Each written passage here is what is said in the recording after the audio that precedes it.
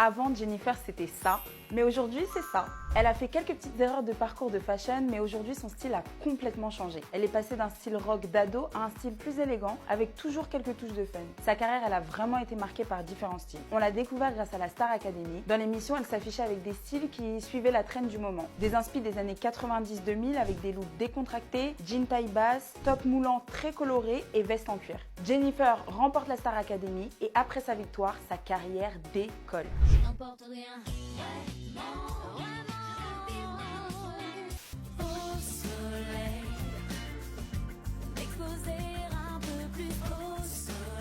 Elle devient populaire très rapidement et aujourd'hui c'est carrément l'une des artistes chouchou des Français. Au départ ses looks sont très fun et cool. Sur scène elle est très sexy et porte des looks qui sortent de l'ordinaire mais qui font toujours assez jeune. Comme en 2003 avec le look mini-jupe d'écolière, une petite ceinture en chaîne et un crop top corset en cuir. Sur les tapis rouges on voit vraiment une évolution. Au MTV Europe Awards en 2004, elle pose avec un ensemble de costumes satinés et des bottes en cuir noir. Je sais pas comment ça a été reçu à l'époque mais aujourd'hui je pense qu'on peut le dire, c'est clairement un fashion faux pas. Sorry Jennifer. 2 ans plus tard, au Festival de Cannes, elle pose avec un look plus féminin que d'habitude. Elle avait un ensemble doré avec un top décolleté à bretelles, avec une jupe longue et un chignon bas. Au fil des années, son style devient beaucoup plus affirmé. La chanteuse se tourne vers quelque chose de plus sophistiqué, élégant et glamour. À partir de 2010, c'est vraiment une femme fatale. Elle choisit des looks glamour, elle est plus mature et plus affirmée. Mais en réalité, c'est une question d'âge et de génération. Quand elle s'est fait connaître en gagnant la Star Academy, elle avait que 18 ans. Donc elle est passée de tenues très rock d'adolescente à des looks plus simples et élégants. Entre 2010 et 2011, Jennifer fait une pause et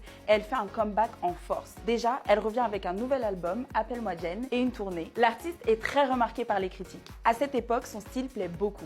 Il est plus éclectique, on la voit avec des pièces de mode classiques, mais elle y ajoute des petites touches modernes et excentriques. En 2012, elle rejoint le jury de l'émission de The Voice et dès les premières annonces, elle s'est affichée avec des looks très sexy qui mettent en valeur sa silhouette et qui ont pu faire tourner certaines têtes.